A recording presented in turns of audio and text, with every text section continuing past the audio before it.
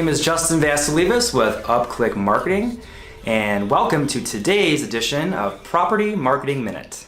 Okay, so today I'm going to discuss something that I have been asked repeatedly over the last 5 or 6 years in specific. And it's a question that almost every single ownership group has brought to my attention. And that is, Justin, what should be our main source or driver of traffic to our community? So is it paid search advertising or PPC or internet listing services, better known as ILS? So it's a loaded question. So let me just kind of take you through a high level understanding of some of the metrics behind this. So we know today our prospect 90% will not search past page 1 of a Google search. And for the same matter, those same tendencies tend to bleed over into the ILS, where we see majority of prospects also don't search past page 1 of the ILS. Now, rule of thumb, for property websites, you want 40 to 50% of your leads and leases manifesting through your property website. That is your digital imprint and foundation of your marketing plan. No ifs, ands, or buts about it. Let's look at the difference. So the paid search advertising traditionally, and what I've seen in-house here at UPCLIK, we're seeing conversion of raw leads between 12 and upwards of 17%, which is outstanding. Just so you know, Google says that 3% is a healthy conversion. Comparatively to internet listing services, we tend to see them convert between 2 and 4%. And typically on the lower end, closer to 2%. And you have to understand what the ILS service is. Yes, you might get leads and leases from that service, but what happens is you're pancaked in a listing. So yeah, your prospect may find you, but they're also going to find the 10 to 15 other competitors that are on that page. So what if we did this? What if you pulled back on your listing services, invested more in your website to the point where you could grab a 80 to 85% impression share and start leapfrogging and outranking the ILSs? Why drive traffic directly to your website and not from outside ancillary sources? Now, I want to be clear. I'm not saying that it should be one over the other.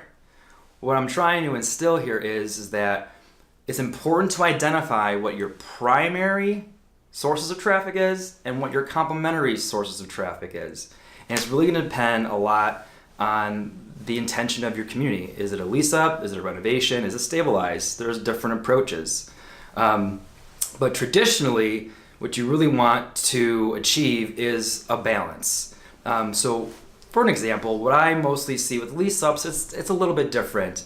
Year one, you're really focused on physical occupancy. You're giving away concessions. It's all hands on deck, and most of the expenses you have year one you can put underneath the line, and then year two you're going to kind of pull back and recover your economical occupancy. You do that with market rate, renewal increases, and then reducing some of your marketing costs. At that point, the property should be stabilized in theory, and you can get away with doing that. Here's what I mostly see with properties is I see them list with 6 to 7 internet listing services deep. And then because they've spent so much money in all these different various ILSs, they didn't get the right contract and exposure within the listing. So what ends up happening is you end up listing on a lot of mid-level services. So what I mean mid-level is you're landing on page 2 of the internet listing service. And then since you spread your money so thin in that direction, I see most communities have a below than average PPC budget.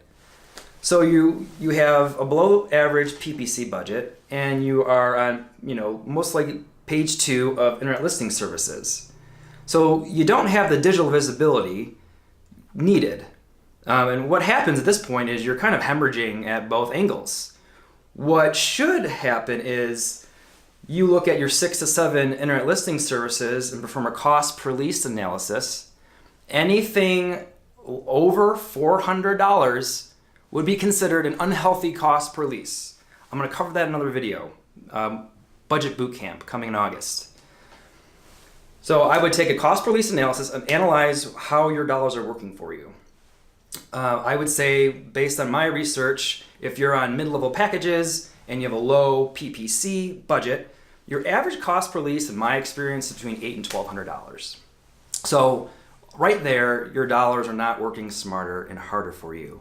So I would take a cost per lease analysis, identify who are your top performers, those that are not performing, let's say under 2%, cancel those services, repurpose that money, and invest it in paid search advertising. Invest in your website. I'll get more granular into the idea of PPC strategies and how to maintain a healthy internet listing services in another video. But today, I really wanted to cover that. Paid search advertising versus the ILS. Thank you for giving me your time today. Thank you for joining me here at UPCLIK, where we empower your people and we make your dollars work smarter and harder. Until next time, I'll see you then.